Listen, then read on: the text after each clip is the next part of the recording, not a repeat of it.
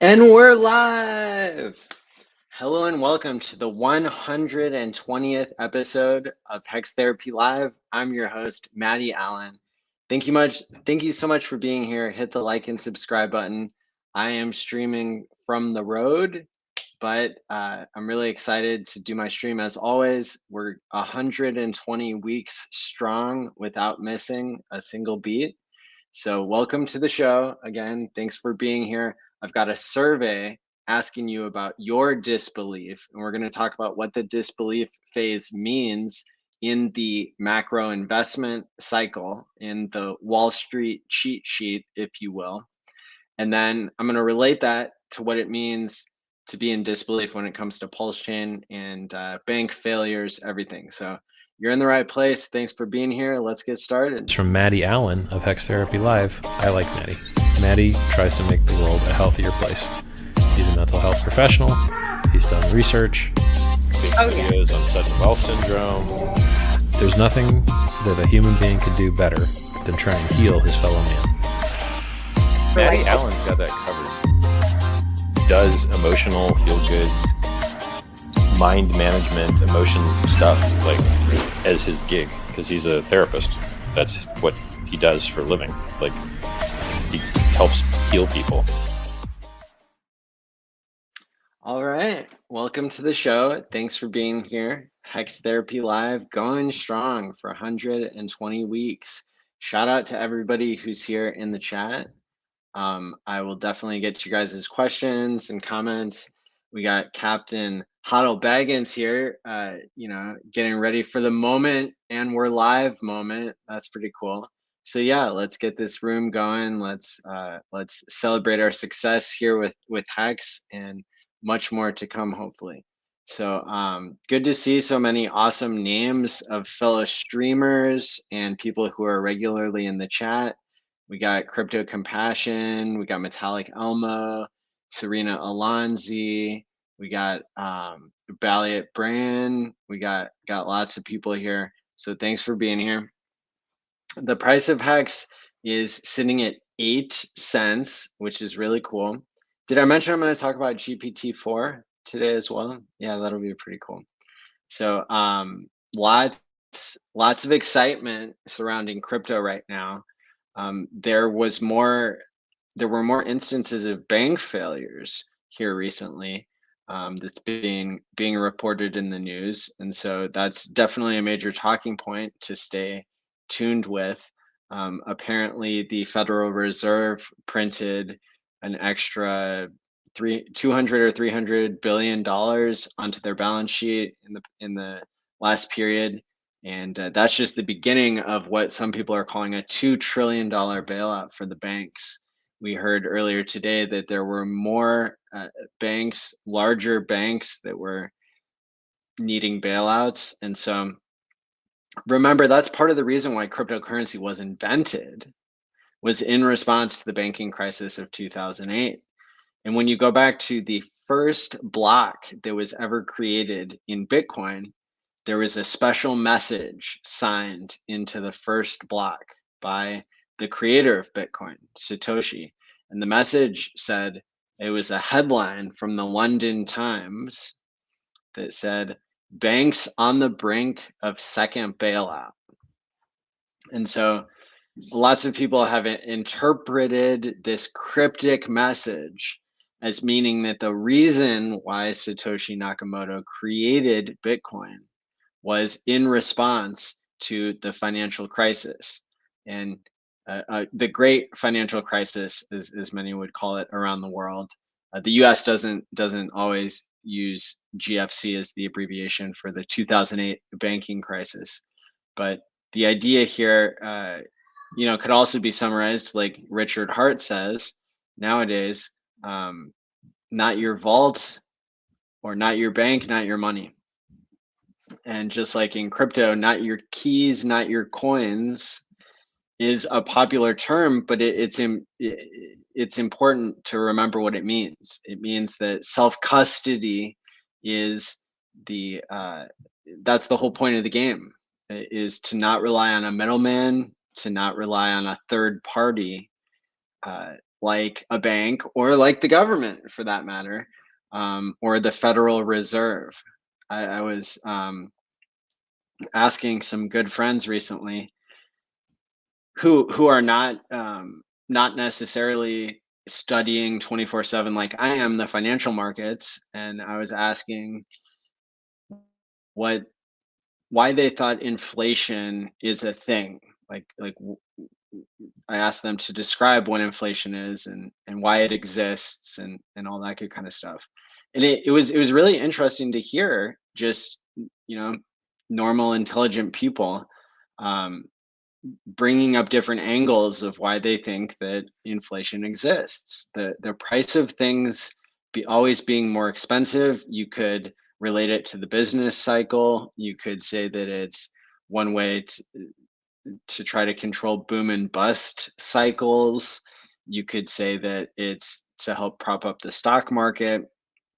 There are lots of really related issues and topics that can be interpreted as being part of the reason why the price of everything goes up in the future. And part of the reason why I created the discussion amongst friends is because I wanted to learn and see where their heads were at in terms of understanding inflation. And I also wanted to see what they thought about this kind of opposed point of view. And that was the idea that technology makes things cheaper. Most people can see that in their lives. And so I was creating a discrepancy for them, to try to see how they would fill in the blanks with this idea that we know that inflation is a thing. We know that the price of everything goes up over time. And we also know that the cost of making things and the technology behind everything goes down over time. And so how do you reconcile those two worlds, those two facts that are pretty observable for people to see? Well, the bottom line is that the government is stealing from people, or the Federal Reserve, the central bankers, the middlemen of the world are stealing from people, because otherwise your hard work would relate to being able to buy more and more every year as technology causes the price of everything to go down. So if there wasn't so much money printing and there weren't so many banks being bailed out for risking money that wasn't theirs in the first place, then we wouldn't be in this whole mess. And frankly, you might not need cryptocurrencies if the government and the central banks were not abusing their powers. And the dollar has always been the world reserve currency, and so that makes it that positions it to be able to export part of its inflation to other currencies that are forced to settle their trade deficits in dollars. They're forced to buy dollars when the US government and central banks are creating more out of thin air. And so that's why everybody really loves the quote, in Hex, our imaginary internet money is better than the government's made up imaginary internet money.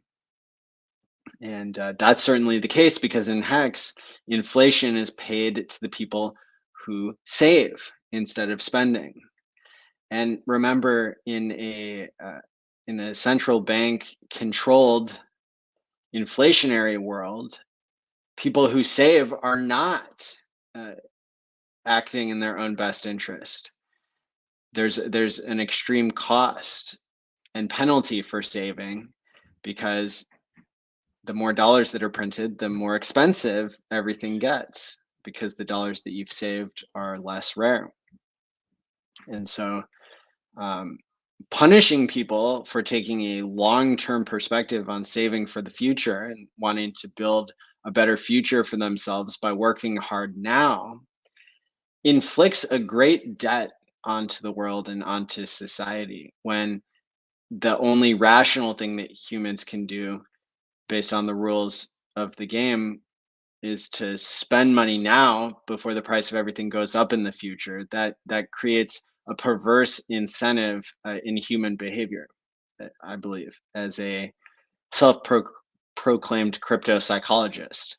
I believe that the illness of central bank currencies, whether they're digital or not, that inflation actually inflicts a lot of mental health problems onto the world, and a lot of pain and suffering, and even lost productivity. I think that the world would have more goods and services to uh, make each other rich from if we didn't have people getting punished for saving. And Hex solves this. Bitcoin solves this, maybe to some extent. Although they haven't updated their technology in so long, it looks like they're losing really hard. I mean, if you're on Twitter and you're watching, how many views the Swan Bitcoin conference got at the beginning of the year compared to the Hex conference, our main speaker Richard Hart got more views, in the 90,000 or 100,000 range compared to the Bitcoin conference's top speaker Michael Saylor. So these things, public opinion and people's popularity in crypto, it takes a while to change. But I really think that we have something here, and that's why I'm so excited to represent Hex for myself, as Hex has no representatives. Hex is a decentralized system that has no CEO. It has no board of directors. It has no bank account. It has no employees.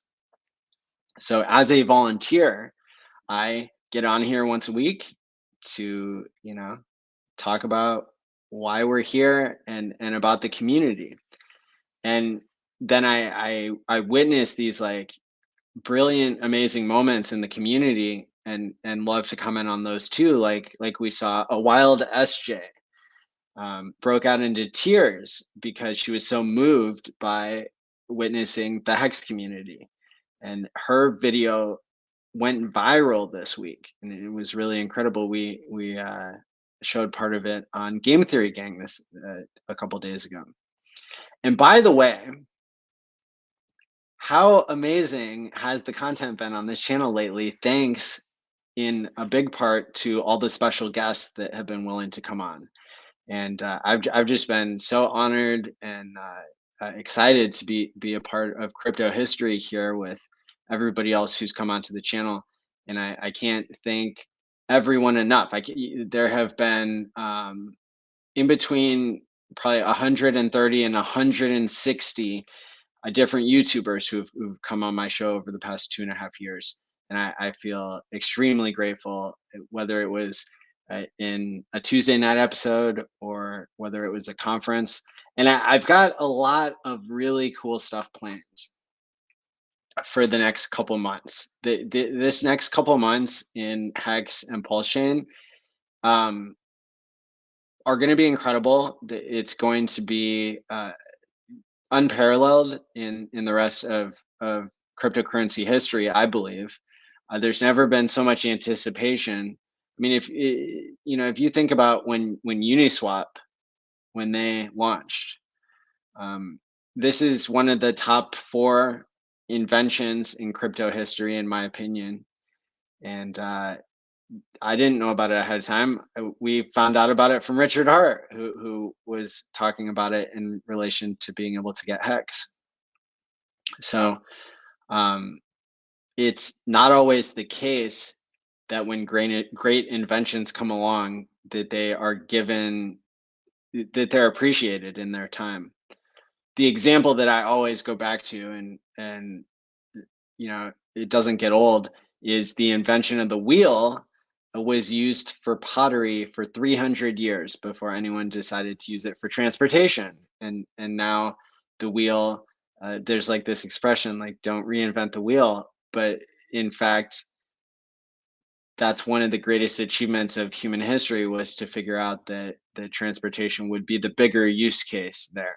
And so just like that history of the wheel, was underappreciated and like underdeveloped when it first came out, I believe too, cryptocurrency will be viewed the same way, that Bitcoin was essentially this great leap forward of having a wheel in the first place to do something simple like pottery. And then Hex comes along as a superior store of value, as a way to maybe make money more mentally healthy, and comes along, and maybe in the future, in tens or hundreds of years, people will look back and say, wow, it was, Hex was like the transportation invention moment for the wheel, not like the pottery invention moment, which both were necessary, right? So if you're enjoying the history lesson here, or the vision of the future, please hit the like button and drop a comment. Let me know, whether you're watching on replay or live. Let me know what you think of any of the topics that I'm talking about here. I am running a live survey right now, and I'm asking who's in disbelief about Hex or PulseChain. And I gotta say, I only ask questions that I really don't know the answer to in these surveys lately. Probably the last 5 surveys I've done on YouTube, and we're getting typically hundreds of people, multiple hundreds of people participating in these surveys.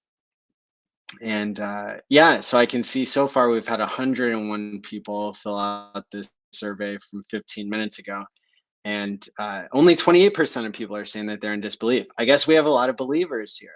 I guess a lot of people have wrapped their head around the fact that PulseChain could be just around the corner, and that Hex is prepared for liftoff, is prepared to go all the way to Saturn, where there are hexagonal formations naturally.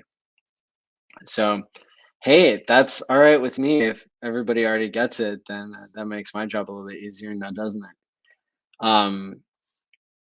Let me see. So as I said before, the price of Hex is not really retracing as much as it could. A lot of people were predicting, a lot of technical analysts were predicting that Hex would reverse, since it had its awesome run from a local low of 1.7 cents all the way up. Now we're sitting at 8.1 cents, and I think it had traded as high as 9 cents. Well, the reason for that, if it's not just technical, is partially based on the market psychology and based on people gearing up and believing that the bear market in crypto may be over now. These things are never 100% certain, unless you're the biggest whale in the system and you have 20 times more than everybody else has. But even in that case, I think the price can still crash if if some black swan event comes along. But although I won't give you clear price predictions on this channel, and this is not financial advice, I am extremely optimistic about the price of Hex, because I have a feeling that the bear market is over, that we're starting to enter the bull market. And I also believe that money printing is going to keep happening, which is going to make the value of crypto go up and the value of the dollar relatively go down. What else? I think there's just so many exciting pieces of technology that are coming together for PulseChain.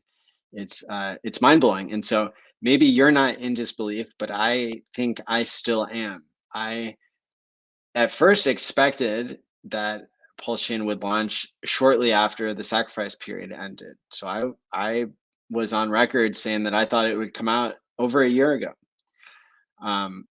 And it's certainly the case that when the bull market, when the bear market is over, that even the Wall Street cheat sheet normally tells you that people are naturally in disbelief. And maybe I can break down in a slightly different way than you've heard it explained before, what this all means. And so I'm going to throw up a graphic here on the screen. I'll just make it easy for myself and throw up my screenshot here of the cycle of market emojis. So this is just it's a adaptation of the famous Wall Street cheat sheet, which has been around for a long time, but this gives similar labels to each of the stages using emojis. Why not? And you can see that the cycle goes back and forth between the point of maximum financial risk when everybody is euphoric and when the top of the chart is, and then the point of maximum financial opportunity, which is at the bottom of the market cycle. And I've heard your friend Sami, another great YouTuber here who covers Hex. I've heard him adamantly say that the Wall Street cheat sheet was never meant to be lined up against a price chart. That it's simply a sentiment chart, and I think it's okay to look at it that way. I like to take into consideration how it often does overlay with the price chart really well. And so whether you're somebody who believes that the chart should be overlaid with the price chart, or if this emotional chart should be kept separate, either way is okay. I want people to have the benefit of both ways of thinking about this. And so I've run through I've listed these before. And for people who are listening to this like a podcast, I'm probably going to describe it well enough for you verbally. But I've got the image on the screen here, the cycle of market emojis. This time, when I cover this, I kind of want to focus in on a few things. So if we run through the cycle, it goes from optimism to excitement, and then thrill and euphoria, and then complacency is near the top, like post peak. And then you start to have anxiety.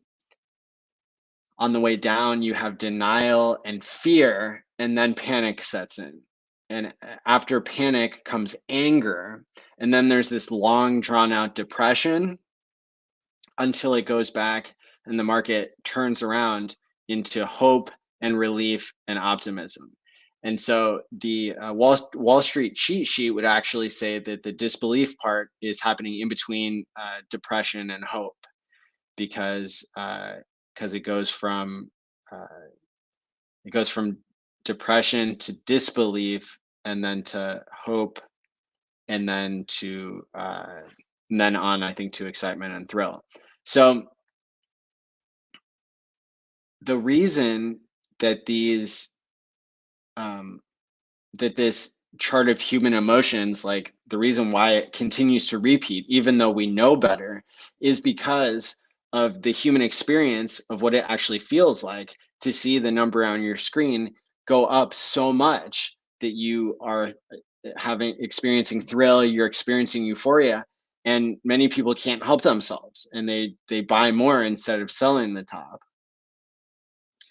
And then on the way down, people are still remembering the euphoric times, and they're remembering the times where they were optimistic and then the chart dipped, and then it went way up from there. And so people look back on their emotional roller coaster, and it's not just a straight line up and then a straight line down, but people have these like you have like a dead cat bounce, or you have a relief rally, or a bull trap, or all these different terms that are used to describe kind of the variability within each of these larger trends. And so what you end up seeing, like, for example, let's just take like the past month of Hex. Well, when it ran from 1.7 cents, so that was what, 3 months ago, it went from an all-time low around the beginning of the year to not an all-time low, but a local low, because it had gone basically from all-time low of 0.00005 on day 33, and then it went all the way up to 55 cents on day 656. and then it went all the way down to 1.7 cents, and that took over a year to happen. That took like a year and a half to happen, and now we're a third of a year into the part where now it's gone up off of that all-time low, or that recent low of 1.7. And so sitting at 8.1 right now, you can imagine somebody who was watching almost in disbelief and shock, because they don't know whether we're going to take off again to new all-time highs. People don't know if Hex is going to go to $1, and people are impatient, and they're feeling this rush. And you can see more YouTubers jumping in and doing longer streams, and getting more excited themselves and creating more content, when the price of Hex ran from, let's say, 5 cents all the way up to 9 cents. And now it's fallen back down to 8 cents. So there are people who are experiencing, on this like shorter time scale, they're experiencing a certain amount of anxiety or fear, because they're already attached to that higher price that they saw on their screen momentarily. And so it kind of forces people to either become a trader and try to sell it at 9 cents, but the people who miss selling at 9 cents because they didn't believe that it would go down again, or they thought it would run up immediately to 10 cents or immediately to 12 cents. So the people who missed selling the local top,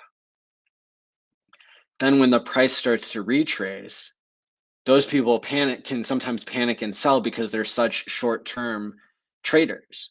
And remember, people aren't just long-term or short-term investors. Like, people have to eat, and so people are worried about how much money they have access to now, whether they have a long-term bag or not.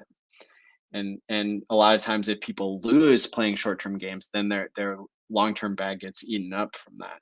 Now in Hex, you have time locking, which is super, super helpful to preserve the long-term bag. But you can just imagine the people who have such a short timeline that that when it goes from 9 cents to 8 cents, all of a sudden now they want to bail out. And so normally what you would have on the price chart is you would fall back down. If you went from 5 cents to 9 cents, you would fall back down to 8, and then you would get this like little bit of capitulation in the people who are not willing to play chicken with their stack. And so then you get a drop down all the way to 7 cents or all the way to 6.5, until you rinse out all the people who are short term, and then you have room to go back up, because everybody who was playing the short-term game has sold or decided that they want to play a medium-term game. So it totally makes sense that people would experience like disbelief, in the sense that, just like in the past, we've had moments where Hex was at 55 cents and then it dropped to 25 cents or dropped to 10 cents, and a bunch of people bought in at that moment, and then it kept dropping lower and lower and lower. And so the truth is that it's very difficult to predict these markets. And but I guess I don't normally do this. It's something I'm kind of trying out, but I'll just throw out there for people this idea that you may have been able to call the top or call the bottom pretty closely if you had just looked at my thumbnails. So this is a hypothesis I'm putting out there, because on the same week that Hex topped, and I'm not saying that I really knew this, although in retrospect it seems pretty obvious, maybe to everybody. And I know on QuantGang, we definitely nailed the top on Bitcoin. And that was easy because that's when Coinbase was IPOing. So that's $100 billion IPO. And if you go to the previous all-time high of Bitcoin of $20,000 back in 2017, that was the day the Chicago Mercantile Exchange launched their Bitcoin futures contracts, a derivative. And so these like, you know, crypto substitutes, or like vehicles for people to invest outside of crypto that's related to crypto, that's what caused the top to happen in the past 2 cycles. So that's really important. That's like the most important probably cryptocurrency observation you could ever make, is that that pattern right there of the last 2 tops. Now the bottoms, the last 2 bottoms were harder to predict, I would say, than the tops. And I've heard other channels say that. So I think that that's you know, that might be some consensus there as to the fact that tops are easier to predict than bottoms. And remember, it's even harder, even if you're predicting the top, to really act on that, and to you know, because part of you is this long-term person who says, well, I'm going to withstand another bear. I've already been through a bear, and I don't mind going through another bear. Because you don't want to get left behind, because there's a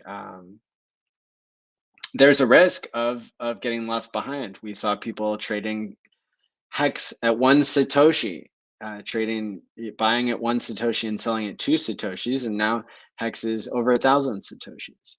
So those people got that part of their bag got left behind.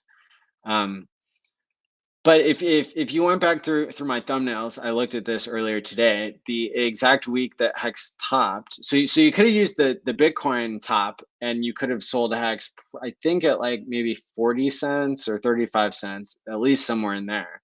That's pretty sweet, because Quant Gang, the Tuesday night show, got started when Hex was, I think, 1/3 of a penny, or at least it dipped down that much. Because I think we started the Tuesday show, and even if Hex was a penny or 2 pennies, it still dropped way down after Big Payday, to about 1/3 of a penny. I remember buying there on the Quant Gang show.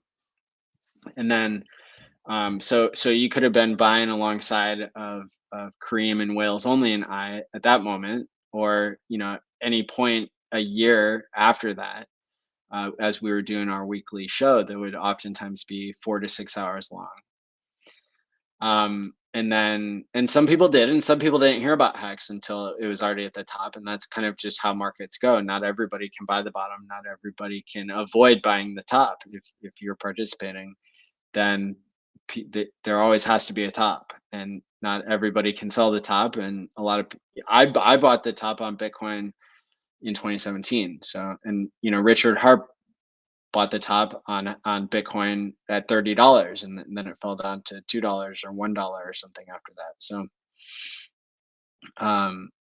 you know, you shouldn't judge your performance. Now, if it's your 3rd cycle, then that's a totally different story. But so paying attention to what stage you're in is really important.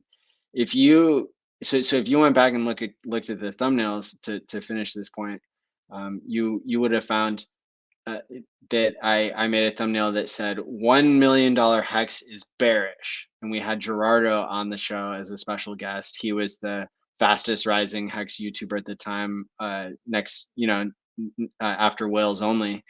And so yeah, that was the same week, I think, that Hex topped at like 55 cents. Or maybe that was a week, but maybe that was like 10 days before, I think. And then if you wanted to see where the bottom was in Hex or in Bitcoin, I made a thumbnail right before or right after the Hex conference this year, and that was the period where the bottom was. And I was looking today, you could, if you had gone by that thumbnail that said, "Is the bottom of Hex in?" ? You would have bought it 2.6 cents there, and you'd be up over 200% from that point. And so that would have been a pretty good entry. How high can we go? Well, that's really hard to say, and you know, you always want to be careful of what position you're in. You don't want to risk more than you're willing to lose and more than you can really stomach. Otherwise, you will end up being one of these statistics of how the chart of market emojis relates to the price, or if it does. So I don't know. That's all. Like I think that's information that's relevant, as especially we are in this moment of disbelief, at least as far as I can tell. And that's because we've been waiting for PulseChain for over a year and a half, for close to 2 years. And now that we're much closer than we were before, it doesn't feel real to me. I'm part of it does and part of it doesn't. I'm in shock that we could be so close. But the truth is that we are very close.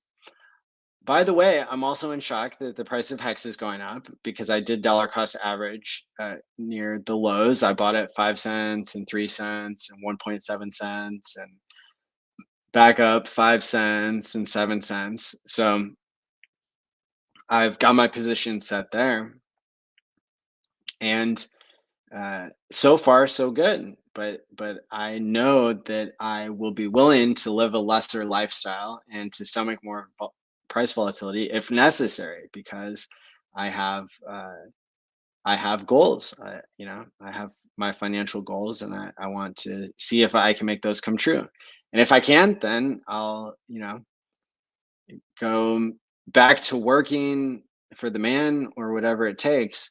But for now, I'm passionate about building in the crypto space and building content and software for crypto. Speaking of which, Time Pays Me, my project where people will be able to time lock any ERC or PRC20 token on PulseChain or Ethereum, is coming along super well. I'm so excited. There are major updates that are going to be coming out in the next week or two. If not even just the final product. So that's going to be something that people can look forward to. And I'll be probably asking people to be alpha testers. I almost said beta, but I don't like that term. So be asking people to try out the private testnet.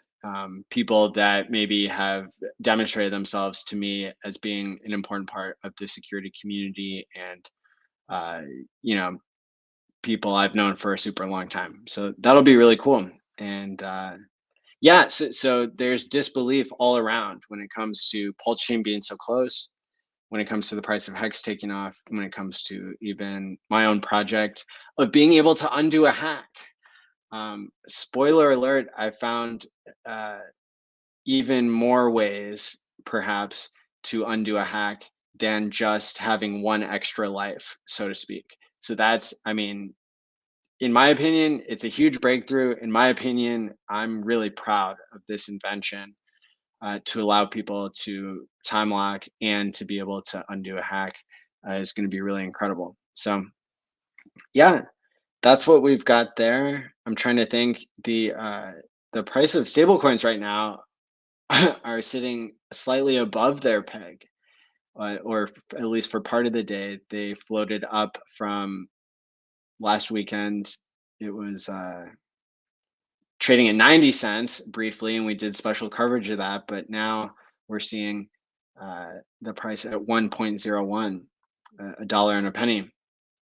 And I'm not really sure how to interpret that. I don't know if people are rushing into stable coins, but I almost consider the theory that maybe people are going every which way, getting out of banks, getting out of crypto, and trusting stables again. And so there's this whole game of musical chairs right now going.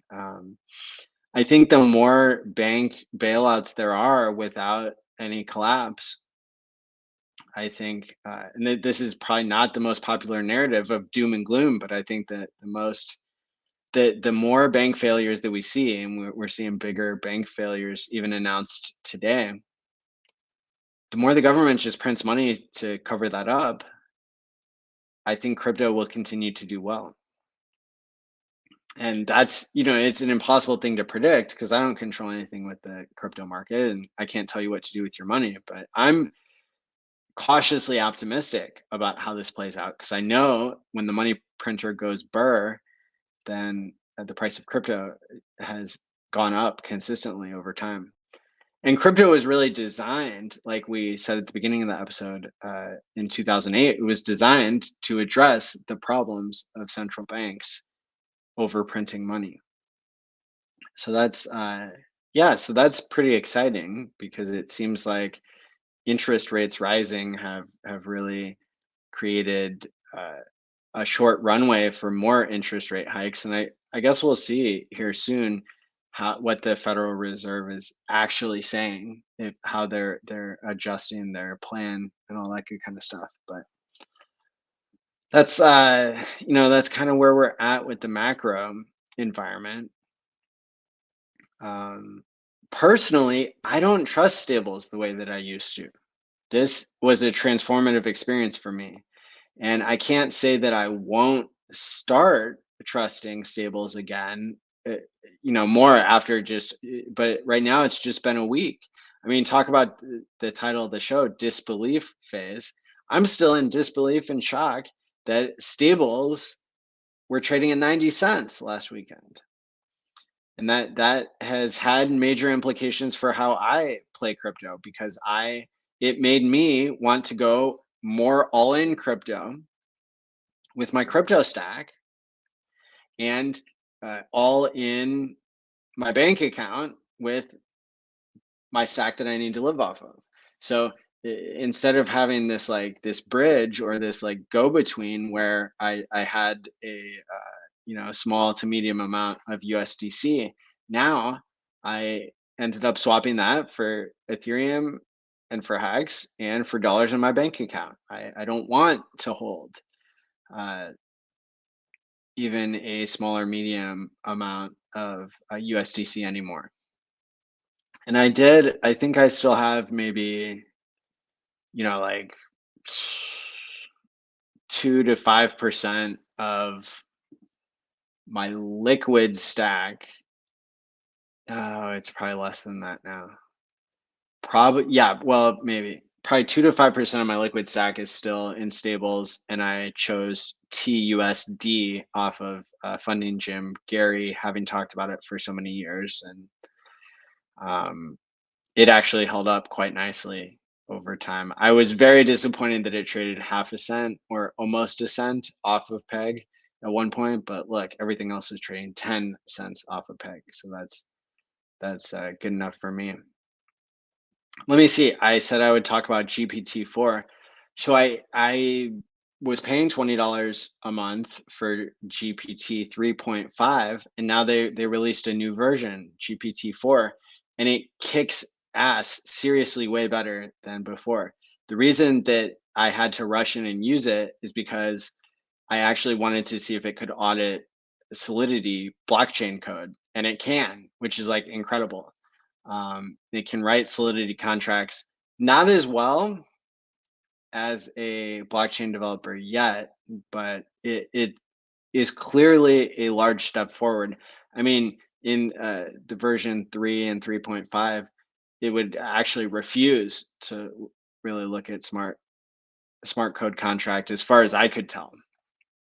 So that's, I mean, talk about a huge development.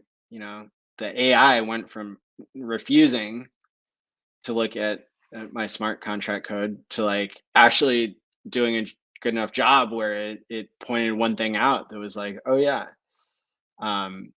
that's something an auditor would have said. So that's awesome. And we're so we basically,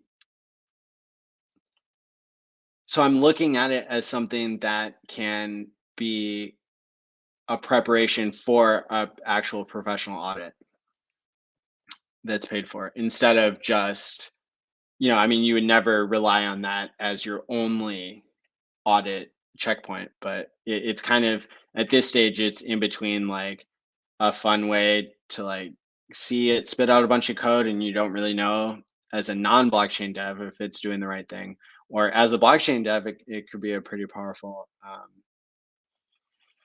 way to level up your skills that you already have.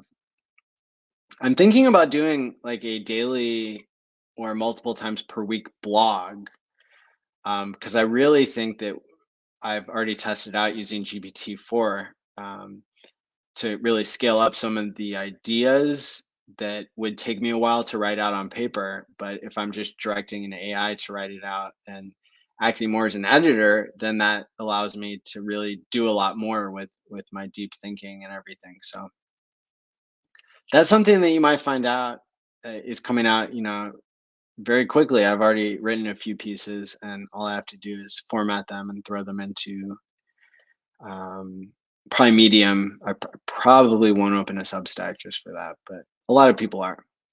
In other artificial intelligence news, Midjourney released version 5 of their software that is supposedly way better at taking regular words and drawing really amazing pictures. It's getting better at like not distorting people's faces and eyes and hands. It's getting better at showing hands. And but overall, I mean, just the ability to take language and put it into beautiful art is really incredible. I've been really impressed by the screenshots I've seen, and since I also subscribe to Midjourney, I just have to type dash dash V5 instead of dash dash V4, and I think it'll spit out way better images and make my prompts maybe less complicated. So I can't wait to play around with that. You might see it show up on my thumbnails or my blog post images or whatever it'll be. I still like to throw my own style on there, even if it's less popular, but I think that's okay. So that's your update when it comes to the artificial intelligence changes that have been happening this week. In the, GPT-4 has only been out for like 72 hours. What else can I say about that? It's really good. GPT-4 is really good at explaining why Hex is not a scam. I had to do a rebuttals list that I would rate as like a medium level good. It's not as good as me, a real Hex expert, but it's better than GPT 3.5 was at doing the same task. I've set myself up to be able to compare these things, I think, pretty well. And there's still lots of bugs and issues. Like if you log out, sometimes it won't let you log back in because it says it's busy, and then it's just like, what the hell? I paid for this. So if you have an instance running on your phone and on your computer, that's a good tip. Definitely paying for pro. I mean, if you create any type of content that's language based, it's, I mean, $20 a month doesn't seem like that much to have a whole artificial intelligence working for you. So that's pretty cool. And what else? I saw somebody online had like a super viral thread on Twitter, got over 1 million views, and basically they had instructed Chat GPT-4 to become Hustle GPT, which was like directing the human on like how to create a successful business with just starting with $100 and trying to turn it into like infinite money. And it's a really cool thread on like how people are figuring out all the use cases. Like the AI could write a website and it could recommend like what a product could be that could be sold. And I think this person actually implemented it, and it's on like day 2 of like running this business using the AI. So that's really interesting. And so I tried to program it to like make cryptocurrency investments to be like crypto GPT. And it again performed way better than 3.5, because 3.5 would usually refuse to have that kind of a conversation. And chat 4, so it definitely does a good job of being like, here are the risks. And I mean, it gives decent financial advice, saying that it's not financial advice. The one area where I think it really gets it wrong is telling you to always diversify. And so I had it as like a punishment for like giving such a stupid advice, is like diversifying. I had it write me a whole essay on why diversifying can be a bad strategy. And it's got a really good title that I came up with. So that will well, I came up with the concept for the title. So that'll probably come out soon on my blog, because it's something even the artificial intelligence needs to get schooled on. And if that's the case, then the world is ready to hear it too, I think. Let's see. Great to catch a live stream. Hex is unstoppable. That's right. Yeah, and hit the like button if you're watching live or on the replay. We have 200 people watching live. I'm very honored to have you here listening to my analysis. How's it going, Joe O'Brien? The question was asked on Crypto 7, if you could only own one of RH coins, which would you own? Overwhelming answer, Hex. Well, that, because that's the only one that exists right now. But even after the others exist, people could change their minds. The interesting thing about Hex is that you can't change your mind if you've time locked it. It's very difficult to do that, and there could be a financial disincentive to do that, the early end stake penalty. And that's how Hex is different than Bitcoin, by the way. People can start up YouTube channels every day talking about Bitcoin, but you don't really know if they're going to keep holding for a long time. And in Hex, maybe you don't actually have all my addresses, and you don't actually know who is staked long term and who's staked short term. But guess what? We have proof of work in content creation. And so we can kind of see if there are people who started by promoting Hex and were like really heavily involved in promoting Hex, and then all of a sudden they're promoting a different coin, or like a coin that's programmed to go to zero, or whatever it is. That is a pretty clear indication to me that people were not staked long term. They weren't staked that maybe they had more stakes that already came out that they sold than the stakes that they have left in, which is fine. That's fine. But where I'm going with this is, if you use my smart contract that will be coming out soon, you could run into a situation where you become one of these people who it has actually locked yourself into PulseChain and PulseX. And it only takes one whale for to make up the difference between 1,000 cool crabs. And so if Time Pays Me becomes really popular with whales, you could see a similar situation where whales and sharks and dolphins in PulseChain and PulseX give back a lot to the community and end up showing up for each other for years and years to come. So that'll be really cool to see how it plays out, and how people change their answers over time. I have Hex as my main theme, but I talk about PulseChain too, because I am tired of high fees, and I think layer ones are cool. So you probably won't find me talking bad about any RH coins, that's for sure. How's the healing going? My left clavicle is not healed yet. My right is completely healed. And so I still have to be careful about what type of activities I do, but I'm not in constant pain anymore, which is great. Thanks for asking, Metallic Oma. Yeah, most Hexicans are still here. Mr. Anderson. I don't believe it. It's Matty Allen. Well, here I am. The Beached Whale. Good to see you all. Lots of familiar names here. Let's see. So I've been going for almost an hour.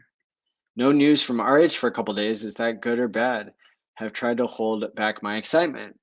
Well, they say no news is good news, but then we waited a whole year for news on PulseChain. They changed the saying to like, more updates is better, and now we're still in a holding pattern, right? Or at least I am.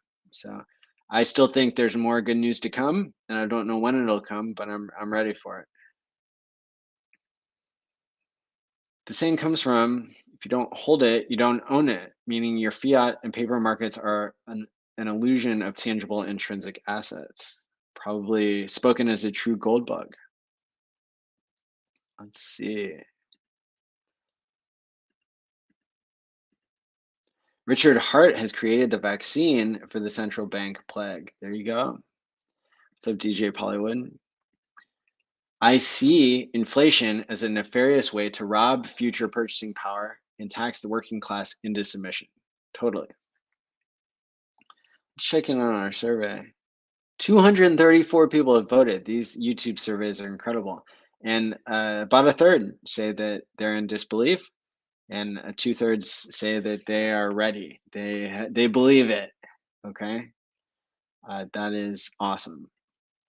Thanks for voting, everybody. I as a previous psychological researcher myself, as a past neuroscientist, I love being able to click a button and go live and then have hundreds of people answer a survey.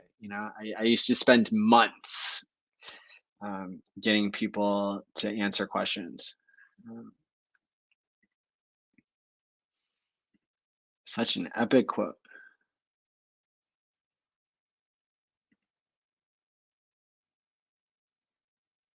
Appreciate your insights. Hey, thanks. Appreciate it. Appreciate the kind words. What's up, Steve D?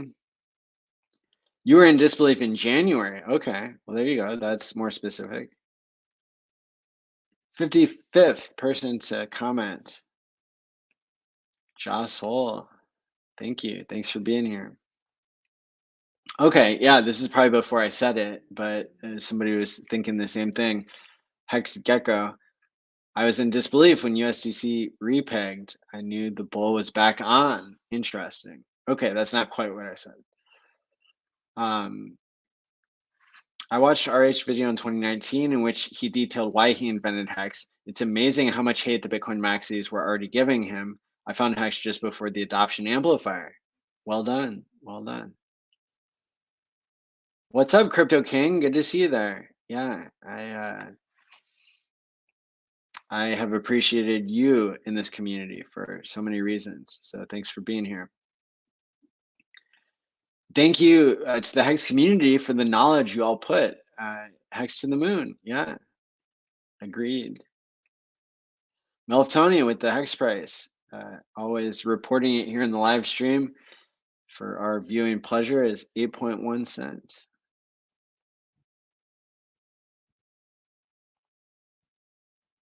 Yeah, here's a good comment from Mick. You can have all the Bitcoin, Ethereum, and Hex you want, but if you have no goods and services, it means nothing. We need more producers. It would be great if we end up trading with each other with Hex for goods. I would rather the world adopt crypto and then for crypto to incentivize people who are long-term thinking to earn all the inflation and earn all the ROI. And then that causes us to be more productive in some cases. Like once you get over your Sun Well syndrome, and once you get over like your first depression phase of like being retired and not knowing what to do with yourself, then a lot of times people, and I've witnessed this in my own life, to where I became hyper productive again and even more productive than I was before. And that's because I'm doing something that I believe makes a difference, that actually scales. And so I'm out here doing weekly live streams twice a week for 120 weeks. That reaches, thousands and thousands of people, probably the size of a small university, every week for hours that people are watching this content. And so that's a huge economic input of services. And then the other services that I'm out there producing have to do with the Hex meetups and the Hex conferences that I produce, both in person and online. And then I'm also launching a crypto software product.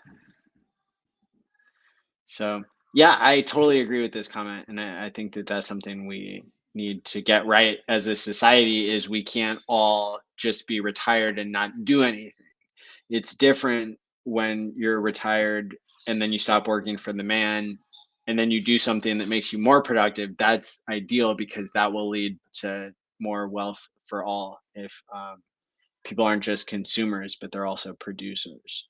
So that I love this point that you brought up and kind of got me on my soapbox about. Hey, Maddie. Dr. H says, I've just launched a new YouTube channel for the crypto investors, and all hands on stuff will be with Hex and PulseX. Could you give it a shout out? Thanks, Dr. H. The crypto practor. Yes. Well, there you go.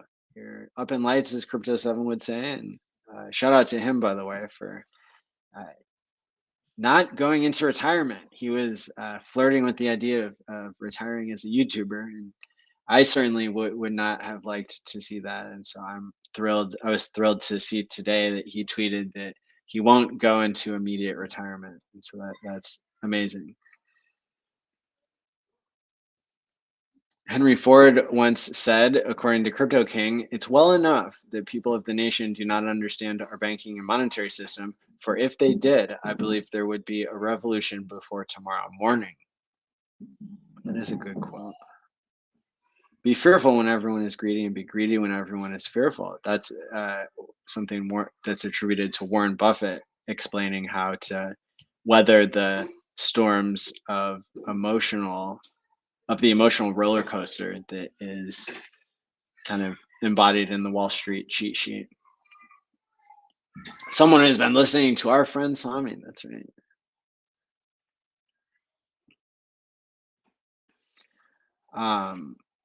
This is my wife's YouTube account, but new Hexakin here.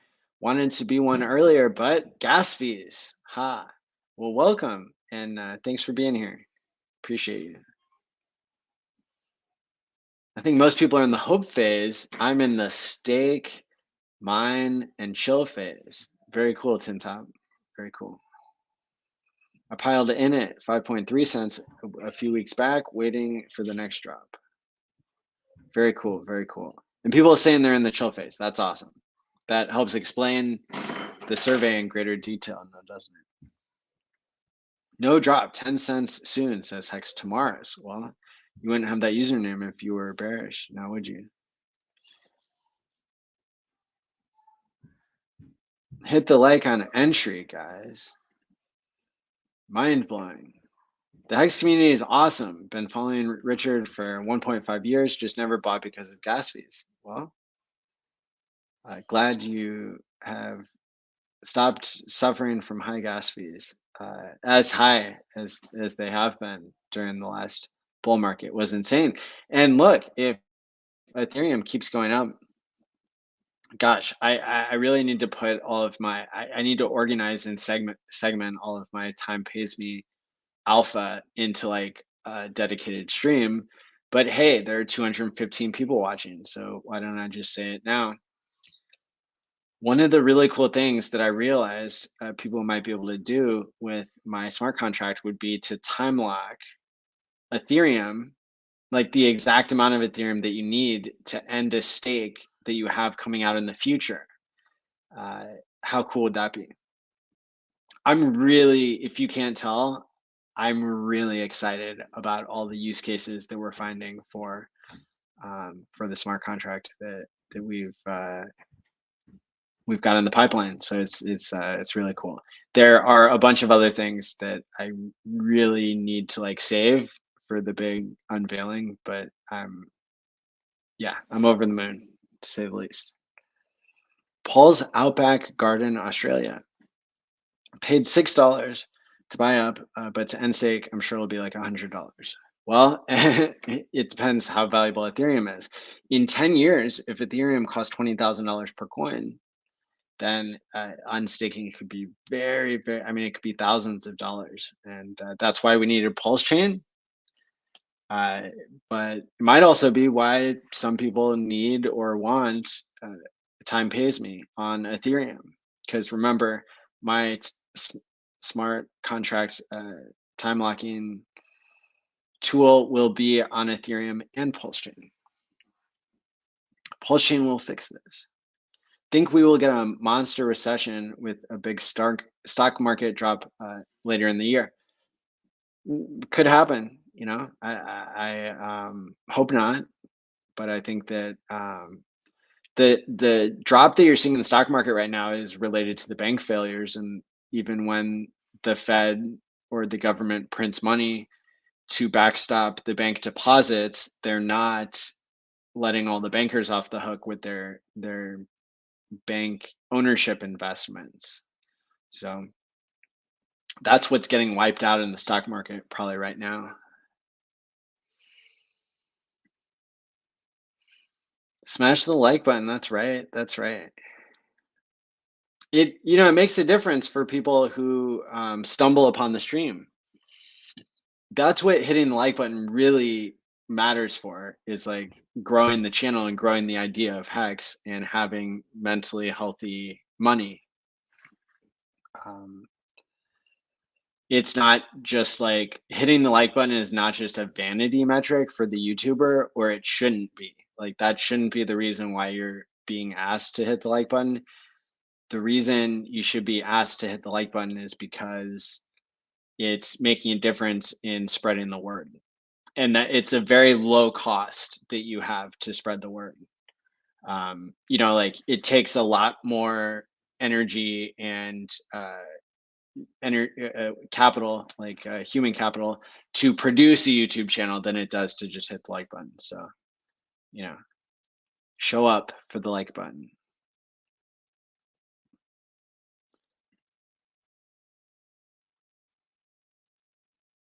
I think the launch could be sooner than 3 months after testnet, but we don't know. It's a situation of unknown unknowns.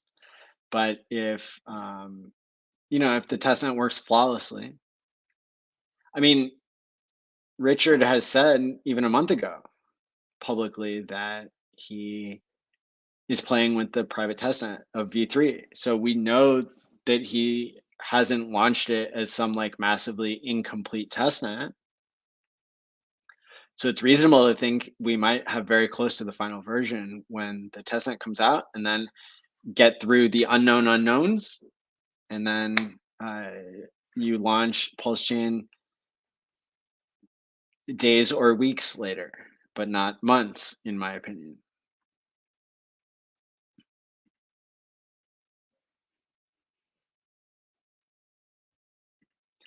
Honestly, I'm afraid of it launching now. Then it'll be a roller coaster ride up and down, and this is just chill excitement right now. Hey, that's a really cool take. Quantifiably correct. Hey, Art, thank you so much for being a supporter of the channel and a paid subscriber. I appreciate it. I want to test time pays me and use it. Well, hell yeah. I appreciate you, and yeah, I definitely want you to be one of the testers. Let's see. I stand by 11K and pray. Okay, well, stand by it at your own risk. We got 11K on GBTC, and I pointed that out on the day. So, yay for me. And I hope for you too. That's why I broadcast it. That's why I put it in a tweet and put it in a live stream, is because I want to meet all of you someday and to have already won together. I do not want to win alone. That is the basis for the idea of game theory. The idea of game theory is, how do you create a situation where more people can win? Instead of just having a negative sum game or a break-even game for a lot of people. The more abundance can be created when more people can win. That's why you want a smaller piece of a bigger pie instead of a bigger piece of a smaller pie. That is probably a really good way to put it. And it's no surprise that I'm obsessed with the topic of game theory because it really merges economics and crypto and psychology. And so that's why we talk about it every week. The name of our show on Tuesday nights, as many of you know, that's where the name comes from. And the expression "and we're live" comes from us getting ready to do our Tuesday night shows every week and being so excited to talk to each other that that I would have to interrupt people in order to start the show. And so everybody would be talking and I wouldn't know if it was something that they wanted to be public or not. And so I would just start yelling like, "And we're live," like in case you're saying things that you don't want the whole world to know, and we're live. And then it became my catchphrase now. So I'm okay with that. It's got a good origin story there with me and Kareem and Wales only, and our different guests that we would have on. AI audit seems like a no-brainer for sure. Never thought of those layers of use case before. Tea time. Hey, thank you for being a subscriber and a paid subscriber to the channel. I appreciate your support, and everybody else who's not dropping in the live stream. Got Arbitrum airdrop. Gonna buy Hex with it. Hey, congratulations. I have been a long-time airdrop hunter. I'm still waiting for my MetaMask airdrop, but I did not qualify for this one because I have not used Arbitrum. But if you are out there, if you're somebody who's used Arbitrum, there was an airdrop today, and that looks like a juicy one. So congratulations to all of you, including Red Bull, who qualified for the Arbitrum airdrop. And yeah, I've taken the vast majority of all the airdrops I've gotten, and I've bought Hex with them, and that's done very well for me. So I wish you the same luck. Where can I find the thread? Sounds fun to follow. Go to my liked tab on Twitter. The things that I've liked. That's by the way, that's probably the biggest alpha drop I'm going to do on this entire stream, and probably maybe not this month, but maybe this week. So I wasn't really planning on sharing that. That's where there's even if I don't want to broadcast this with a retweet, sometimes I'll hit a like and be like, wow, the people who are really, really, really following my Twitter page really closely are going to see all the stuff I'm liking that I want to be publicly liking. That is a big enough deal for me that's how I'm bookmarking it for myself. Is by hitting the like button, and then I can go back through my own Twitter like tab and see what it was that I was looking at and learning from recently. Let me throw this up. I can't believe I'm giving you guys this. This is the people who knew about this and nobody else knew are going to be wrecked now. I'm being somewhat sarcastic, but somewhat serious. Share my screen here. And by the way, if you're subscribed to me on YouTube and not on Twitter, you're really messing up. And if you're subscribed to me on Twitter and not on YouTube, you're really messing up, because those are the two places that I drop mad alpha. And the other one place that you want to follow is Smart Vault Me on Telegram, because that's my channel where if I'm learning, every day I post one thing. I don't try to swamp it up with stuff, but I'll post one or two things every day on that channel of what my insight is for that day, or what's something I've learned or something I've tweeted or whatever it is. And so I'm going to test my theory here and see if it's under likes.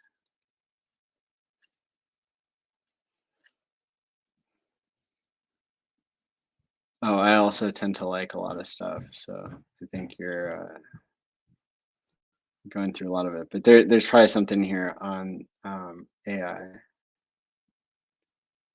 Yeah, here's the thing I was talking about with Midjourney version 5. I don't know. You kind of really have to dig in here to be able to see it.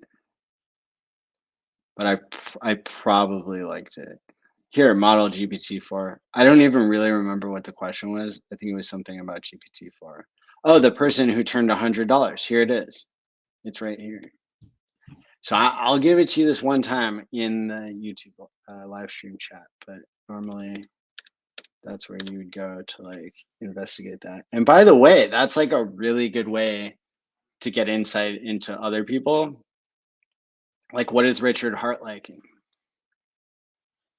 What is your friend Sami liking? What, you know, we just go through the list of people that you like and figure out what they're liking. That's such a good tip. Why should I buy Hex? Ask ChatGPT-4. Because Hex pays inflation to people who are long-term minded. So that creates a benefit for people in the short term and in the long term. That's why you should buy Hex. It has number go up technology. It has a really strong community. It has a founder who's on chain been shown to not have sold, which is really cool. That's very rare as well. There are a lot of rare things about Hex. The amount that it's gate kept and it's still so popular, that's a pretty big deal. From Down Under, loving your show as of late, good vibes and human analysis of the tech and the community. Thank you so much. Hex Adelic. Cool name too. Just switched from 5% to 0.5. Probably talking, if I rewind in my mind about what I was talking about at that moment, like half an hour ago, that would have been probably the amount of USDC you're holding, like of your liquid bag is what I was talking about. So that's cool.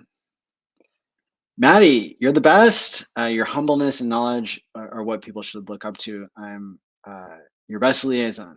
Cheers. Hey, thanks so much. I really appreciate the kind words.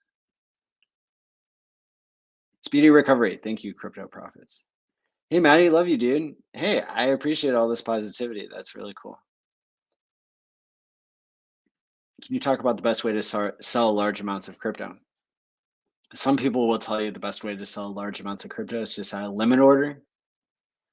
I've flip-flopped on this issue because I've kind of heard that some people say it's not good to show your cards to like all the other people who might be playing whale games or shark games or dolphin games. But you're gonna have to decide what's best for you and where you think the market is at. There are probably times in the market, phases where people are playing trading games, like they are going to look at where you've placed your limit order. If it's like V3 liquidity, like that type of a limit order, they can see that and then they would try to play off that. They would try to sell under you until you get tired, and then they would buy back up when you sell and like drop the price against yourself. So it really depends on like how much crypto and like what crypto. I'm talking about Hex, which has like relatively low liquidity as a feature instead of a bug, but that also makes you able to push the price against yourself. So some people like to break it up into like batches and like sell a smaller amount at a time to not show their hand, and other people like to become a market maker and do a V3 liquidity position where they and you know that's a more advanced thing, so you need to like really study up on that and maybe practice it on like a cheaper network before you and like really understand what impermanent loss is and really understand how that game is played. But that's where you would go. Learn about V3 liquidity providing from Finematics, like mathematics except Finematics on YouTube. It's where you'll get the introduction.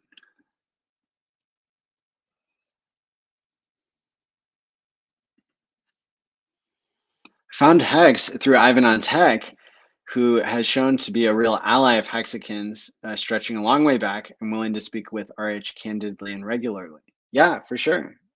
That's great to hear. I've heard a lot of Hexicans say that they were introduced by a mainstream crypto broadcaster or influencer. I've heard people say that they heard about it from BitBoy first or from Ivan on Tech, and that's great. Welcome. Hexbullah, I'm a believer. Disbelief? No way. Well, the audience agrees with you. Sup, guys from Australia? Welcome, Aaron Martin. Work for yourself. 3 things never come back: time, your word, and opportunity. Therefore, do not waste time. Choose your words carefully and do not miss an opportunity. Time to become a producer. Who is John Galt? The best thing about Hex, folks, no shilling the exchanges. So refreshing. Thanks. Yeah, the only thing you're going to hear me shilling is to get a hardware wallet, because that is a way better security stance.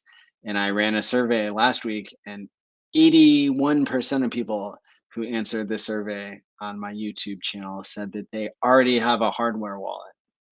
But if you're one of the 20% of people who said that they don't have a hardware wallet yet, or maybe you're in the percentage of people who didn't answer the survey, go to my YouTube description and click on the link for a Trezor, because that's what I use. I just ordered a huge stack of them. I get a small referral fee from that. But the coolest thing is I get to see how many people followed through. And it doesn't raise the price for you to use the affiliate link. So it's kind of a cool way to support the channel, but it's also a cool way for like me to kind of support you by encouraging and motivating you to have better security, because I know how easy it is to sign up with MetaMask and then not get your stakes right. And with PulseChain coming out soon, I believe, it's the perfect time to order one of these devices. I just got mine in the mail. It said it was going to take a long time, but it didn't. But they come from overseas, and you can't just buy them off Amazon because it could have been tampered with. And so I buy mine directly from Trezor, and the link in the description doesn't look like it goes directly to Trezor.io, even though it does have Trezor in the name. But that's how they format their affiliate link. So I didn't mess with it. I just left it how it is. So if you're like me and you're just buying $20 of crypto and you don't plan on getting into crypto, like that was my first purchase. I didn't even know I was getting into crypto. I read an economist article about Ethereum, and I bought $20 worth of Ethereum and forgot about it. Like that's okay. You don't need a hardware wallet for that. But if you've put in hundreds of dollars or thousands of dollars, and now it's worth thousands of dollars or tens of thousands or hundreds of thousands or millions of dollars, then you really need a hardware wallet. So, and if PulseChain, if it does 100x out of the gate, then a lot of people who put in hundreds are going to really want to secure their crypto. And so just order it now if you can, if you don't have one. Or if you have an onboard and you need to order one for them, that's why I just bought like 6 or 8 of them.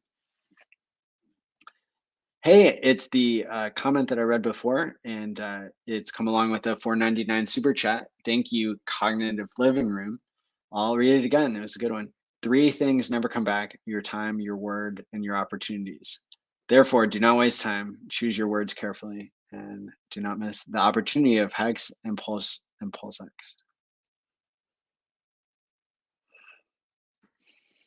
I observe that your average retired Hexican is among the busiest retirees around. Thothschild. Yeah, good observation. And for the working folk, my actions speak my truth. Single dad of 4 young ones, 3 jobs, my own show, and 5-hour streams. Shout out to you. Mad respect. Holy smokes, it is Nagabo. It is so good to see you commenting. For those of you who don't know, Nagabo has always had a really great YouTube channel. He says, peace and love, Maddie. Good to see you still grinding and pumping our bags during the bear market. Well, thanks for commenting here. Tarnwig, exchange equals public toilet, do your business and get out. Yeah, I got my money off Coinbase. I was using it as a diversification. I'm in disbelief that everything dollar cost crypto said would happen has come true. That's what's up. Shout out to dollar cost. He's one of my top 10 favorite hex and crypto YouTubers. Inflation and deflation are not natural processes of an intrinsically underlying free market. Sound money market economics is immune to circulation, manipulation, and valuation siphoning. Hexodus is quoting your friend Sami when he says, "My back is straight, my slippers are fluffy.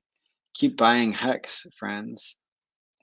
Will PulseChain validation be available to part-time validators, or must we be 24/7, 365? I go back and watch our stream from Tuesday where we interviewed somebody who's an expert on that. The simple answer is you have to, well, you want to run your computer all the time or not do it, basically, because you get penalized like a few cents every time you're not online throughout the day.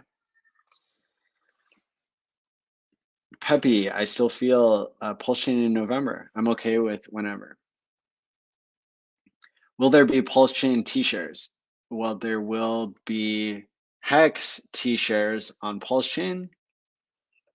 In terms of PulseChain, if you time lock that through my decentralized application, there will not be like a certain number of shares for that at all. Although you will have locked a certain percentage of the total supply of PulseChain. PulseChain is inflationary though, or disinflationary, or like it's unknown. It's like a mixture of these things. But so it's not really equivalent to T-shares because T-shares are very deflation, are like, gosh, what I wonder if you could call them like semi-hyper deflationary. That's an article GPT-4 can write us something about. I gotta write that down. Because that's totally what it is. Because it's like, it's not de-inflationary, like that's not a word, but like, yeah, is it like, I don't know if you can be semi-hyper something, but like if you could, that would definitely be what a T-shirt is. Yeah, cool question. How much is your counseling? I don't do that anymore because you can't practice over state lines and it doesn't scale. But if you have a question, sometimes I can answer as a non-medical advice, non-therapy advice type of thing. And there's great therapists all over the place. You just have to find them. Not all therapists are great.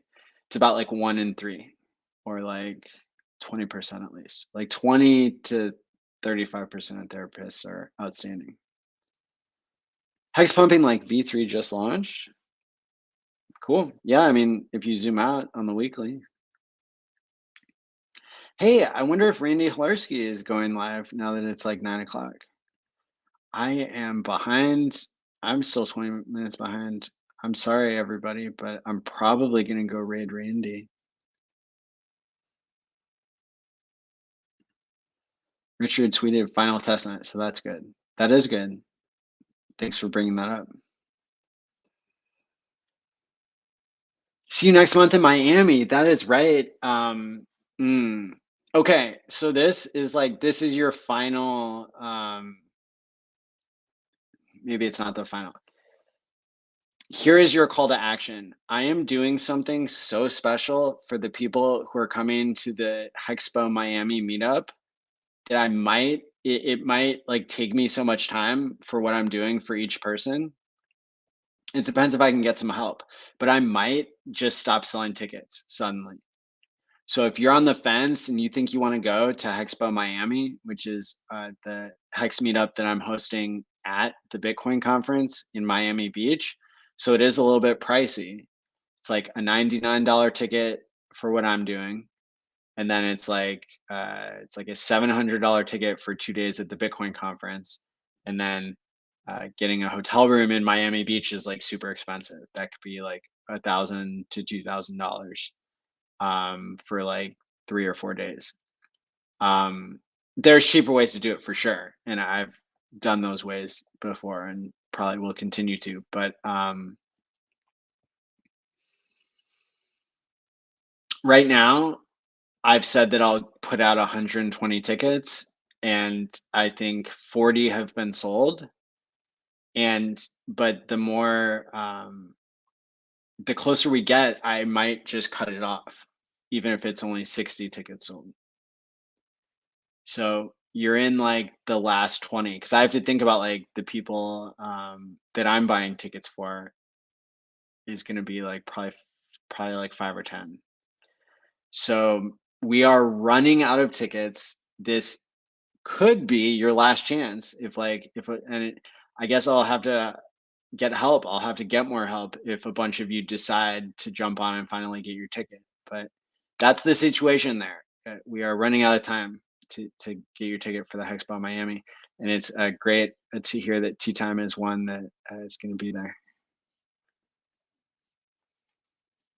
Eventually, the smaller pieces of a bigger pie will be larger than the big piece of the small pie. That is exactly correct. Remember that stream, Maddie? The 11K prophecy was fulfilled. Let the PulseChain launch begin. That's right. Mr. Chira, hey, thank you also for being a paid subscriber of the channel and a supporter. I really appreciate it. Your comment says, Hex stake of 500 tokens is costing $55 of gas to unstake, which is more than the value of the present Hex. I was wondering if I should unstake it or not. What are your thoughts?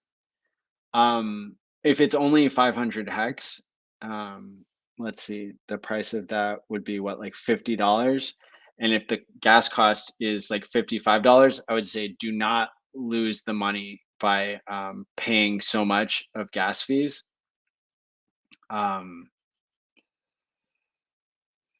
Letting it bleed out will only lose 1% per week, about.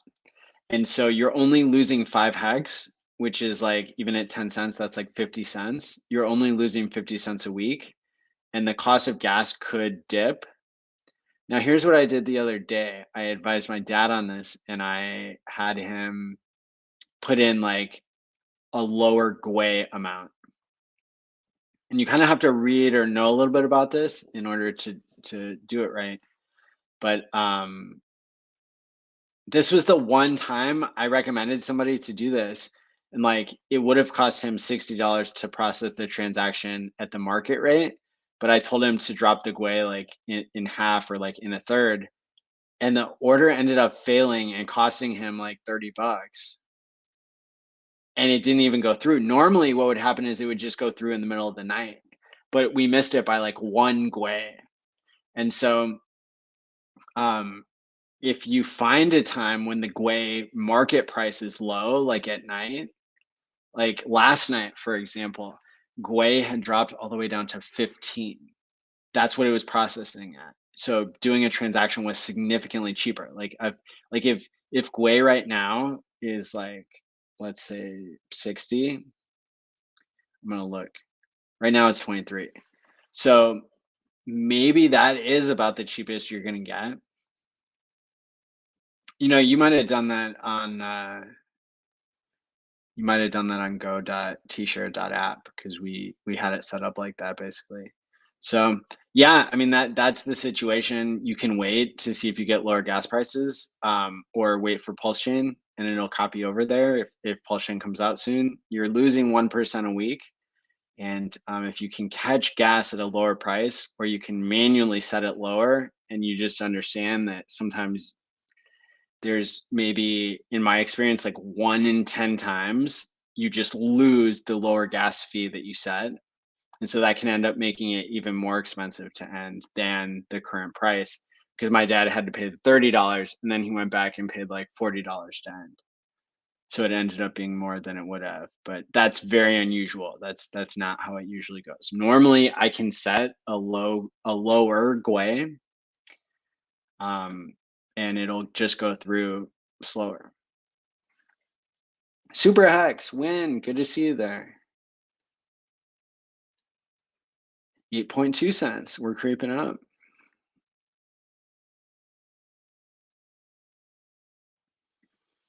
The Uniswap market cap price and ratio versus the same for ETH will give a good guide to the PulseX pulse ratio when the trading RBOTs and the public bids launch. For non-SAC folks here, add 10% for buy and burn. I actually disagree. I think that PulseX is designed way differently, like in a much better fashion than Uniswap is. Because remember, Uniswap has duct taped on fees. Sorry, wait. Yeah, it does. No, it doesn't. Uniswap has a duct taped on token and no fees. PulseX has a token that's integrated. So when it's the price, because it has the buy and burn function. You don't have a buy and burn function in Uniswap. So that's why I would expect PulseX to perform better in the long term than Uniswap does against ETH. But it's a really intelligent comment that you're making, and that should be part of the many data points that you use to try to value PulseX. So I don't want that's an intelligent thing that you pointed out, but I would add to it as I did. What is a good resource for hunting airdrops? When I search this topic, it's all scams made by AI. GPT really has made this spam insane. I don't think that there is a really good resource for hunting airdrops, unfortunately. I think that there were people predicting Arbitrum, but it's unpredictable. Like dev teams lie about whether they're putting out an airdrop. They say that they are and they aren't. They say that they aren't and they are. So it sucks. But that's so people can't game the system, so the tokens end up being worth more. I'm still waiting for my MetaMask airdrop.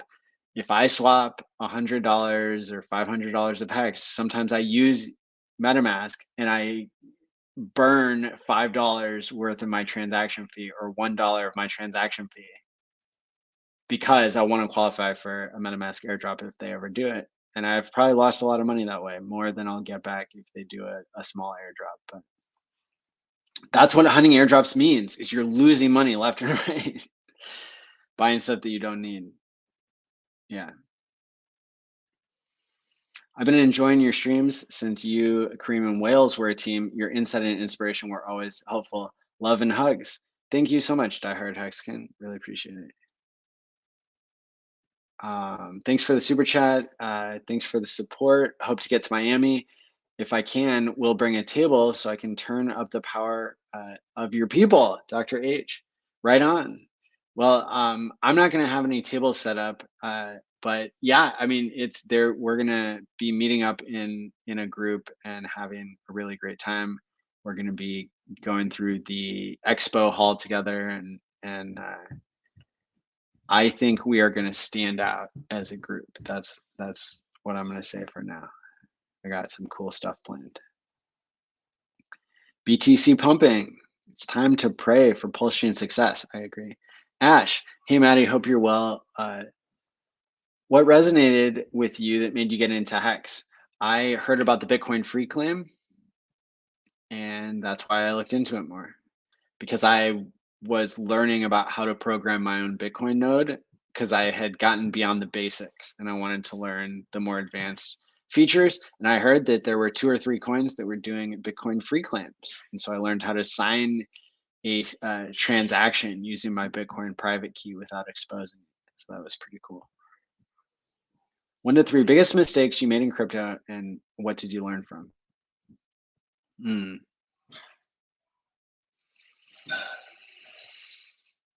Man, I haven't made that many mistakes in crypto,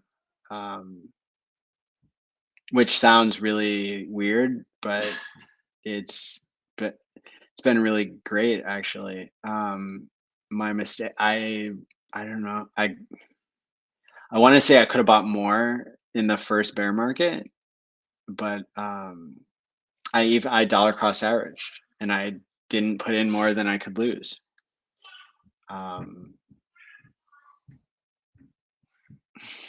mean, here's one. So I wanted to learn how to make like a decentralized application, and so I used that as justification to like play around with something that I knew was like a bad idea that was built on top of Hex, and it was called like the Hex Shrimp Farm or something. And it was like the first time I ever saw a community live stream they were talking about it. And so I was like, okay, I'll throw some stupid amount of Hex in there. Like of course it was like $100 at the time, but it was, you know, I put like 50,000 Hex into there or something. Like, you know, so that, I mean, that was definitely a mistake. Like I even knew better at the time, but it was. So what I learned was that if your gut tells you you shouldn't do it, then you should kind of listen to that. And not everything that's built on Hex is a good thing for you. So that's the other thing I learned. Hopefully that's helpful. I did the whole chain analysis on the origin address using Arkham Tech. I couldn't find a single sale of Hex from it. Oh, that's really incredibly interesting. Thanks for sharing. So are you Maddie or ALLin, or Maddie ALLin, or Maddie who happens to be ALLin? Always wanted to know the backstory behind the name and the handle. Yeah, so my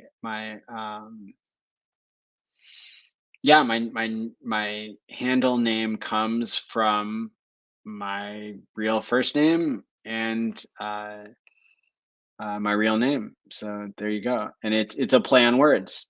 So it's spelled differently than it is legally, but yeah, that's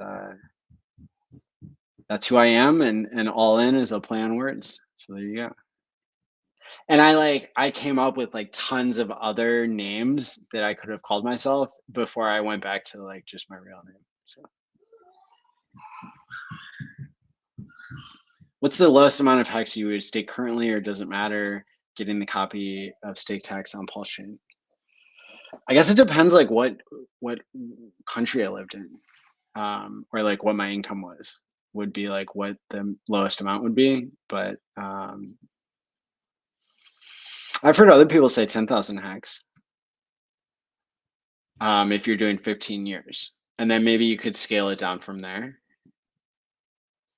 Or I mean, if you get enough Ethereum on the side, it really depends. But I would probably concentrate on doing bigger stakes.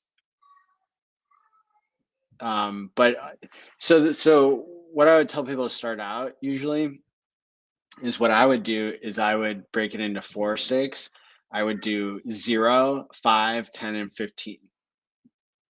That's how I would start out with my first 500 or 1,000 or $2,000 that I was putting into something while I was still learning about it. So, and when I say 0, that means like hold liquid with 25%. I don't freaking believe this, says Bitfinesse. That's right. Who influencer or what website shows Trezor wallet setup the best? I don't know. You'd have to YouTube it. I think it's pretty intuitive to set it up. Well, if you go to Hex all day on Twitter, they have a Twitter Spaces and you can ask questions 24 hours a day. So that's really the best way to go learn about how to set it up,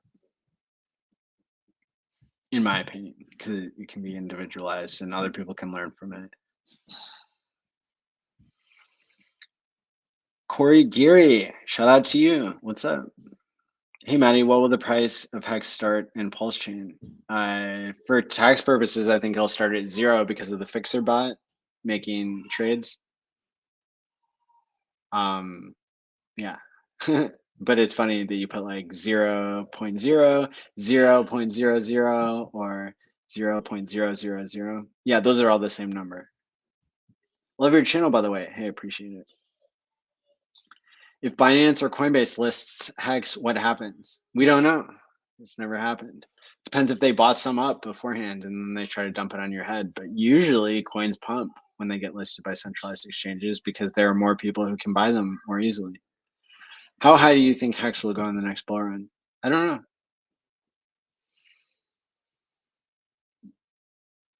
Like in between $1 and $10 would be pretty cool. It can. So here's what I would say to that. If everybody sells at 10 cents or everybody sells at $1, then the price can go way higher than you think it could go because then everybody's already sold.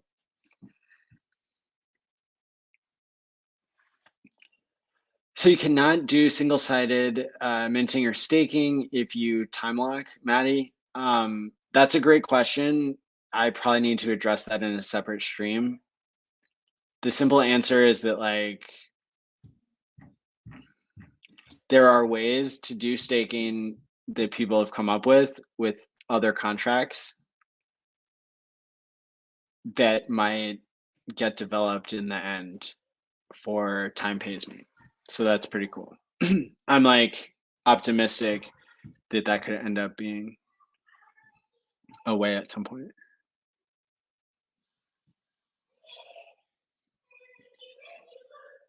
I'm semi-hyper anxious for PLS. There you go. Hit the like button or get out, says Hector the Protector, which is what I say a lot of times. Is Randy in daylight savings time or Panamanian time for his streams? I'm not sure. Yeah, normally he's central time like I am.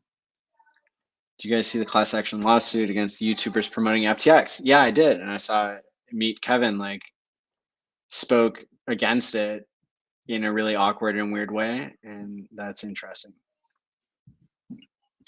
Far Out Aliens, thank you for the $100 super chat. Here's a ticket for giveaway. I can't go, but hopefully someone has the time to go. Thanks for all you do for the Hex community, Maddie Allen.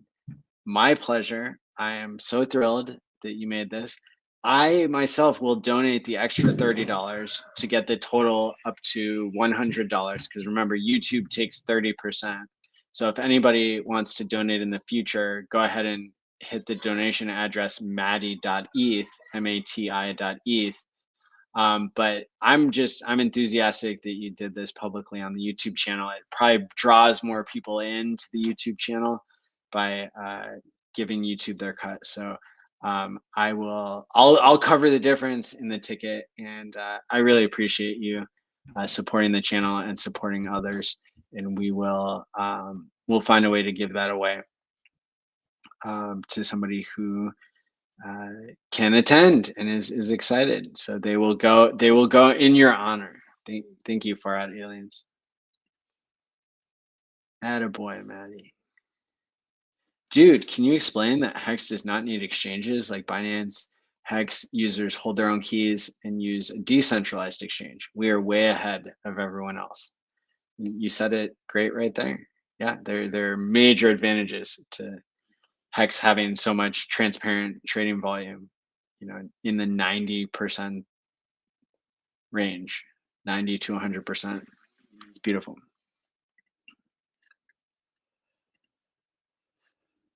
PulseChain will have Gwei too, right?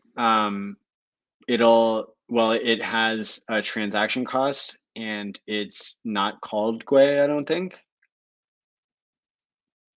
But I play around with it on testnet all the time and it's a fraction of a penny, so I don't even think about it. But I should know what that's called.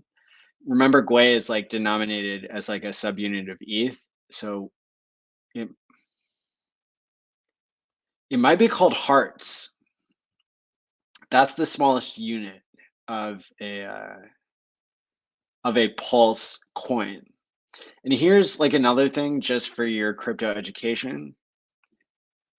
All the tokens, all the tickers that are built on Ethereum are called tokens. Ethereum itself is called a coin.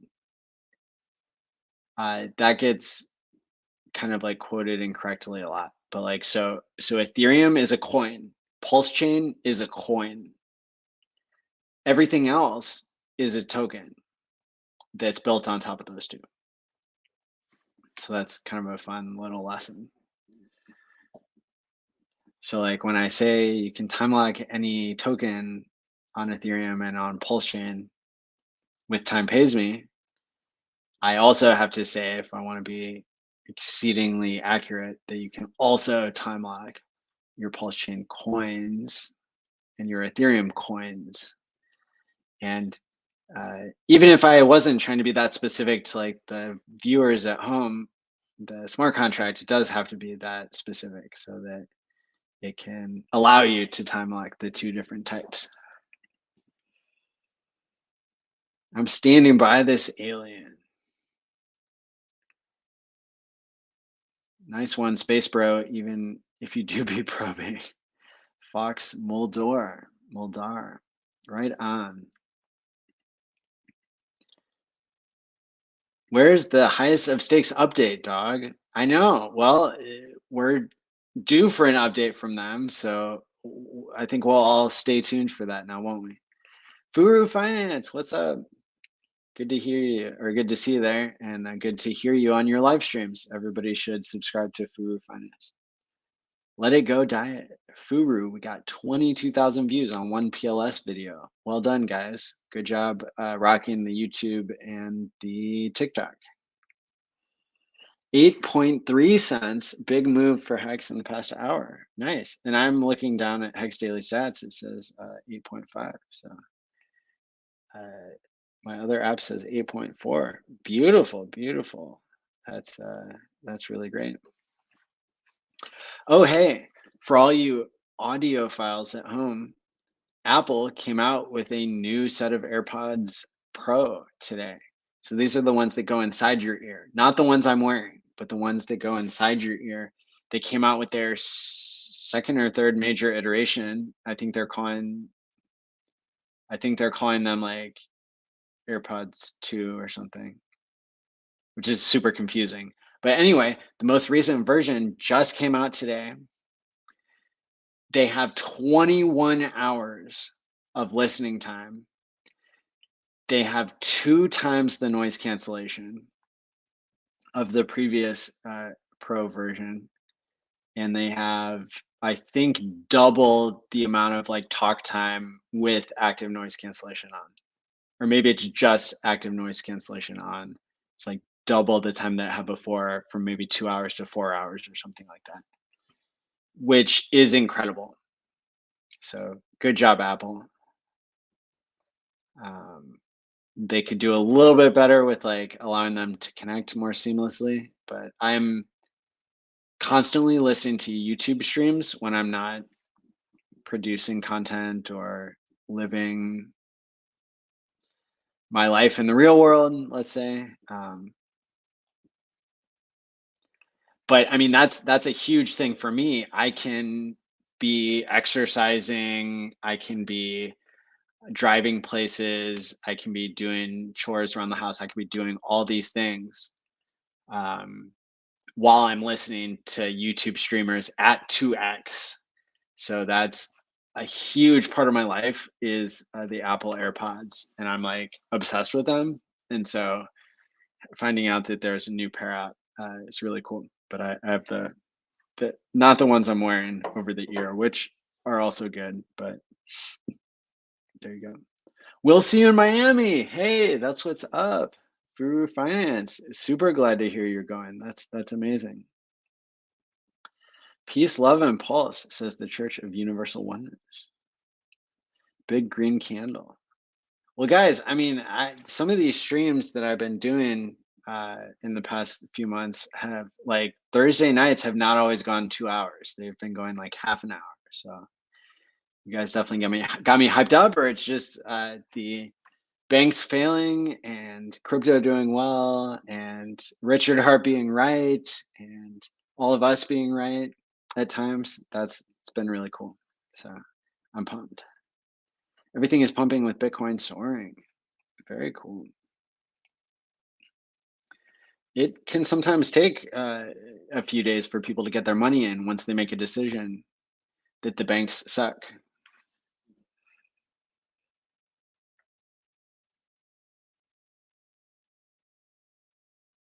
If you're holding Liquid Hex, you do still get your copy on PulseChain. Yes, confirmed.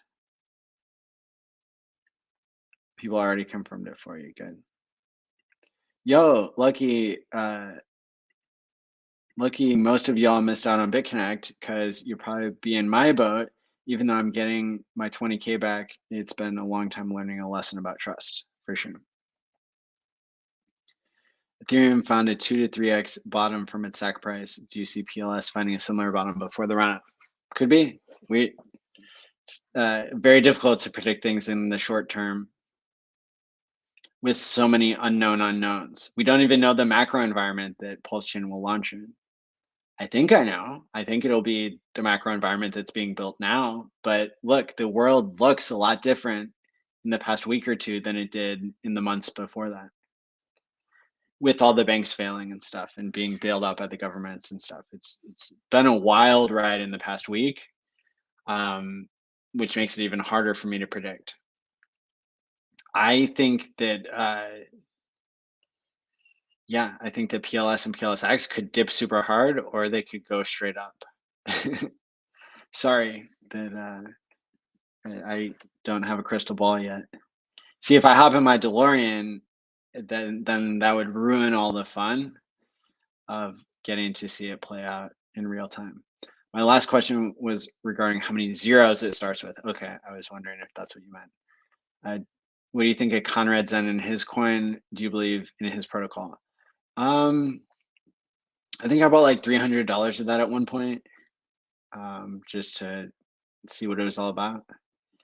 And yeah, they'll crucify you around here for talking about it. So that's kind of the social consensus lands pretty hard with that one. So it's not something that I really cover these days, but how many zeros does it start with? Yeah, I don't know, but I hope not that many. I hope the zeros come like after the decimal point, not before it. How about that? How are we defining disbelief? As I said earlier, it's like it's a phase in the cycle of market emotions, and it's I mean, it's also just a general emotion that you feel when you've been waiting 2 years for software to come out, and software is so hard, and then it gets close to coming out, and we're ready for it, but now we're in disbelief because we've waited so long, and now it might actually be close, and we're not sure that we believe that it's close because we've waited so long.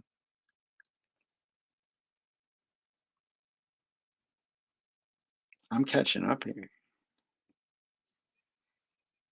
Oh, beats, not hearts. Duh.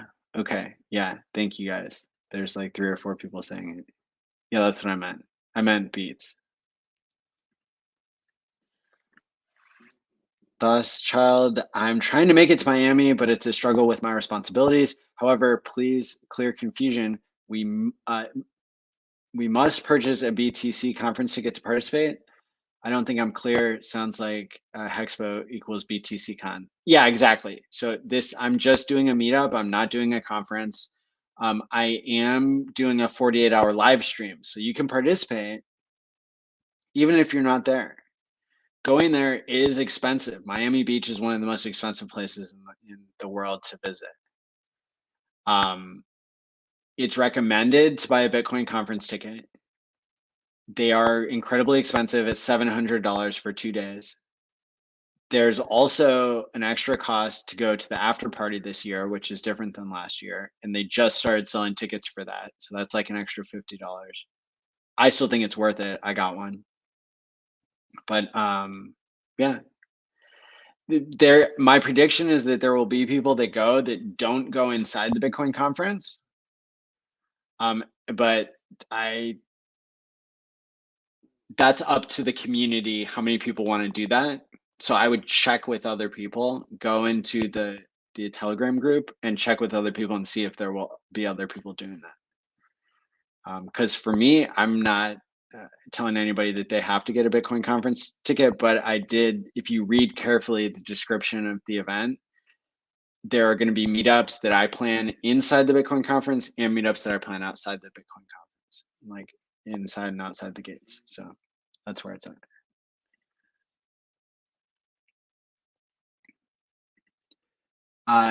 The DeLorean did not get smashed up in the car accident. I got rear-ended in my Mustang, and then I was the passenger in a Lucid when it flipped multiple times. So the DeLorean is still in.